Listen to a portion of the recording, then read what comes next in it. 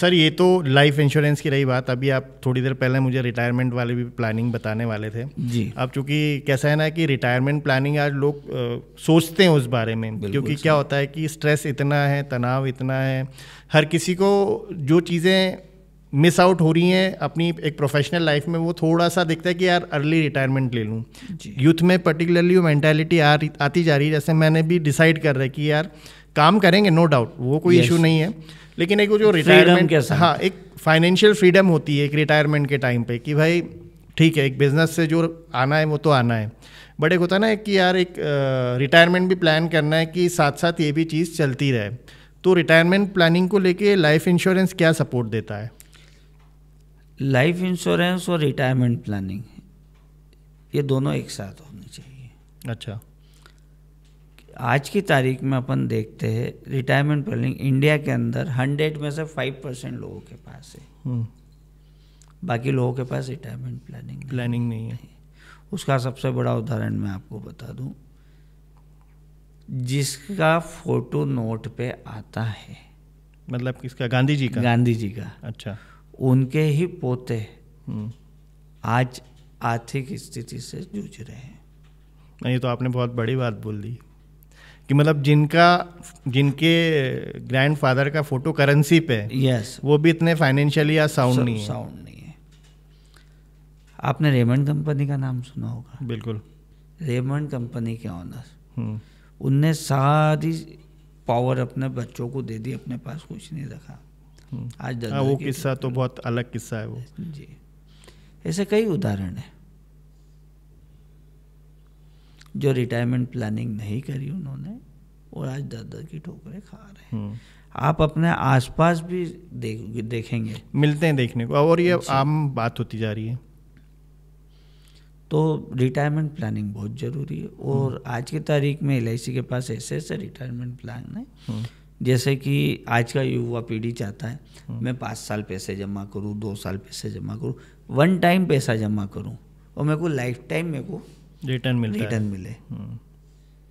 तो one time से लेके 16 साल तक आप पैसे जमा कर सकते हैं, ये आपका चॉइस है। और आपको लाइफ टाइम पैसा मिलेगा और लाइफ टाइम रिस्क कवर मिलेगी, दोनों चीज़ आपको मिलेगी। ओके। और रिटायरमेंट प्लानिंग जो कहा जाए कि आज व्यक्ति जागरूक हो रहा है। जैसा कि मैं जिससे भी मिलता हूँ उनसे बात करता हूँ तो व्यक्ति इच्छुक है रिटायरमेंट प्लानिंग के ऊपर बात करने के लिए। आज अपन देखते हैं व्यक्ति को अपन अपने बच्चों को हायर एजुकेशन कराने के लिए यूरोप भेज देते हैं, फॉरेन भेज देते हैं, वो बच्चे वहीं शिफ्ट हो जाते हैं, सेटल ही हो जाते हैं, लौटते ही नहीं वापस, आने का सोचते ही नहीं वो। ये क्योंकि हमने एक लास्ट एपिसोड जो किया है वो इस प्रॉब्लम पे ही है कि पेरेंट्स से बच्चे बहुत दूर होते जा रहे हैं। पेरेंट्स की भी मैं बोलूँगा तो देखो, मैं तो गलती मानता हूँ कि आपने अपने बच्चों को अपने आप से दूर किया, तो वो जो एक इमोशनल बॉन्डिंग बनना थी वो नहीं बनी, बिल्कुल भी नहीं बनी।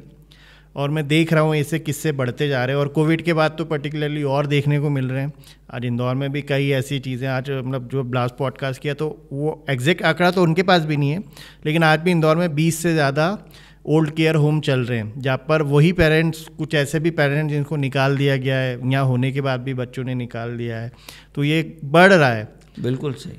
तो बट ऑब्वियस है कि अगर वो प्लान कर लेते, अपनी एक फाइनेंशियल प्लानिंग कर लेते या रिटायरमेंट प्लानिंग कर लेते, तो उस चीज़ से तो वो महरूम ना रहते कि भाई फाइनेंशियल असिस्टेंस तो मिल रहा है, आज उनकी डिपेंडेंसी उनके बच्चों पे तो ना होती वो। आज मैं आपके इस प्लेटफॉर्म से, एक स्टेज से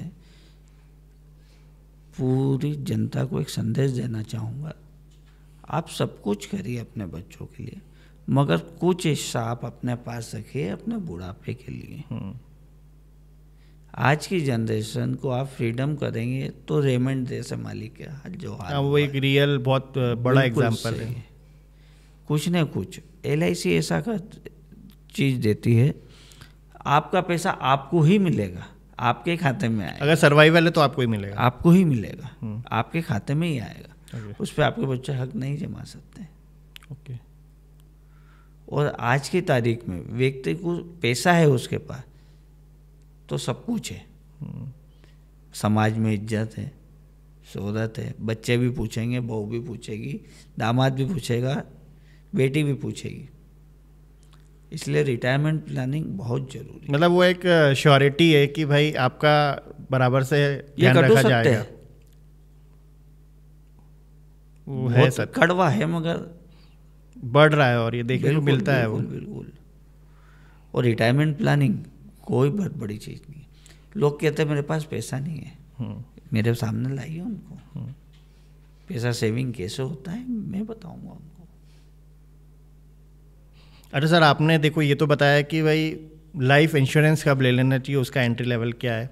अब कोई चलो कमाना उसने शुरू किया, वो धीरे धीरे कमा रहा है, तो ये रिटायरमेंट प्लानिंग उसको कब शुरू कर देना चाहिए? 25 से उसको विचार कर लेना चाहिए। मतलब ज्वाइन होते से तो कौन विचार करेगा कि यार रिटायर भी प्लानिंग भी करनी है? नहीं, हो रहा है आजकल। अच्छा, दोनों साथ साथ कर रहे हैं? जी बिल्कुल।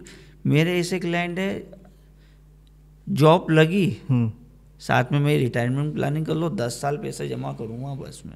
और लगभग कितने साल की प्लानिंग कर रहे हैं वो रिटायरमेंट की? 10-15 साल। 10-15 साल। 25 साल के 40 साल तक मुझे पे करना, उसके बाद लाइफ टाइम मेरे को बैठे बैठे खाना है। अच्छा, और एक मिनिमम अगर बोलें, क्योंकि क्या होगा अभी वो जिस हिसाब से प्लानिंग कर रहे हैं, आज से 20 साल बाद महंगाई बढ़ेगी, हर चीज़ का कॉस्ट बढ़ना है, तो उसको कितना आप ध्यान रखते हैं या आप सजेस्ट करते हैं कि यार उस टाइम जो भी रुपए की वैल्यू होगी वो इतनी कम हो जाएगी और जो एक्सपेंसेस है वो इतने बढ़ जाएंगे?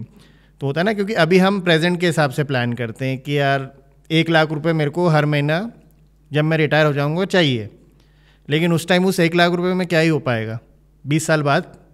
तो आप उसमें क्या सजेस्ट करते हैं कि आपको क्या वो आपके फैक्टर्स रहते हैं, क्या वो वेरिएबल्स रहते हैं जिनको आप सजेस्ट करते हैं कि यार इसको बेसिक मान के ही आपको ये प्लान करना है? हम उस समय उनके सामने बैठते हैं, उनसे उनकी आवश्यकता पूछते हैं और उसके बाद फिर कम्बो प्लान बना के देते हैं। अच्छा। कि कुछ पैसा आप इसके अंदर इन्वेस्ट कीजिए, कुछ इसके अंदर इन्वेस्ट कीजिए।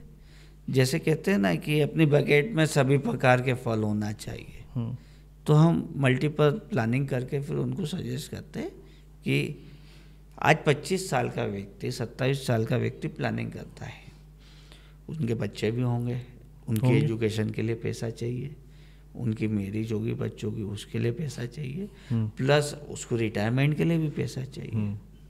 और मैरिज तो आजकल ग्रैंड हो रही है। बिल्कुल। तो हम पूरा फिर बैठते हैं उनके साथ और प्लानिंग करते हैं। एक बात और मैं बता दूँ आपको, लोग कहते हैं SIP, systematic investment plan. Yes, SIP सही है, बिल्कुल सही, SIP सही है, मगर इंश्योरेंस जरूरी है। वो सही है और ये ज़रूरी है। यस, इंश्योरेंस ऐसी चीज़ है जिससे व्यक्ति अपनी 3 प्राथमिकता और 2 संभावना, ये 5 चीज़ों को कवर कर सकता है, बाकी वो दूसरी कोई भी चीज़ नहीं है। और रही बात जैसा कि आपने क्या, कब किसको कितना पैसा मिलना चाहिए, तो हम पूरी प्लानिंग करके देते हैं ताकि उसके बच्चों की एजुकेशन भी हो जाए, बच्चों की मैरिज भी हो जाए, उसका रिटायरमेंट प्लानिंग भी हो जाए और उसके ना रहने की कंडीशन में उसके परिवार को एक लमसम अमाउंट भी मिल जाए। ये उसकी जो नीड रहती है उसके ऊपर डिसाइड होता है।